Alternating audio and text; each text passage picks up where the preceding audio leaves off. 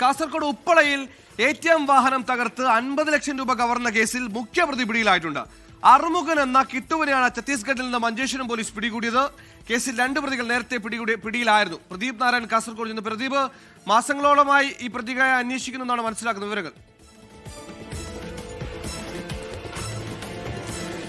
തീർച്ചയായും 2 വർഷത്തിന് ശേഷമാണ് ഇപ്പോൾ ഈ കേസിൽ മുഖ്യപ്രതി പിടിയിലായിരിക്കുന്നത്. ഛത്തീസ്ഗഡിൽ വെച്ചാണ് തിരുച്ചിറപ്പള്ളി റാംജി നഗർ സ്വദേശിയായ അറുമുഖൻ എന്ന കിട്ടുവിനെ മഞ്ചേശ്വരം പോലീസ് അറസ്റ്റ് ചെയ്തിരിക്കുന്നത്. കേസിൽ നേരത്തെ 2 പ്രതികൾ പിടിയിലായിരുന്നു. കാർവർണ്ണൻ, മുത്തുകുമാർ എന്നിവരെ 2024 സെപ്റ്റംബർ ഡിസംബർ മാസങ്ങളിലായി അന്വേഷണ സംഘം അറസ്റ്റ് ചെയ്തിരുന്നു.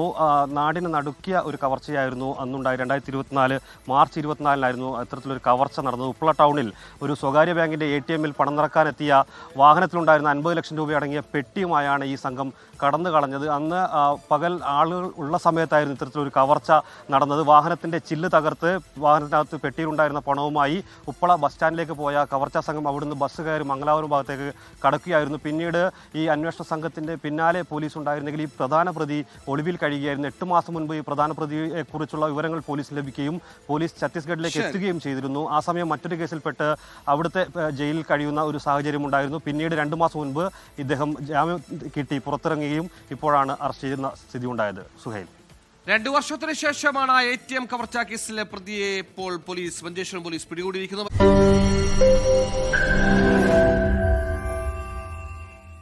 ലോകത്തെവിടെയായാലും ഏത് സമയത്തും 24 വാർത്തകളും ഓഗ്മെന്റഡ് റിയാലിറ്റി പാക്കേജുകളും എക്സ്പ്ലെയിനറുകളും വിശദമായി കാണാൻ ഞങ്ങളുടെ YouTube ചാനൽ നിങ്ങൾക്ക് സബ്സ്ക്രൈബ് ചെയ്യാം.